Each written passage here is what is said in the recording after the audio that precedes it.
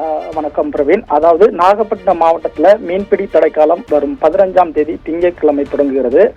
இதனால் விசைப்படகு மீனவர்கள் முன்கூட்டியே கரையை திரும்ப வேண்டும் என மாவட்ட ஆட்சியர் ஜானி டாம் மெர்கிசுந்து உத்தரவை பிறப்பித்துள்ளார்கள். அதாவது தமிழ்நாடு கடல் மீன்பிடி ஒழுங்குமுறை சட்டம் 1983 கீழ் தமிழகத்தின் கிழக்கு கடல் பகுதியில் மீன் இனப்பெருக்கம் காலத்தை கருத்தில் கொண்டு வந்து மீன்வளத்தை பாதுகாக்கும் பொருட்டு மீன்பிடி தடைக்காலம் ஒவ்வொரு ஆண்டும் அமல்படுத்தப்பட்டு வருகிறது.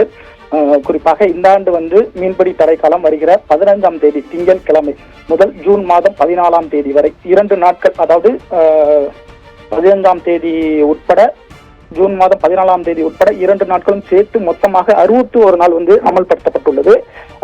இதுல பாரம்பரிய நாட்டு படகு மற்றும் ஃபைபர் படகு மீனவர்களை தவிர விசைப்படகு மற்றும் இழுவை படகுகளை கொண்ட கடல்ல மீன் பிடிக்கக்கூடிய படகுகள் தடை விதிக்கப்பட்டுள்ளது.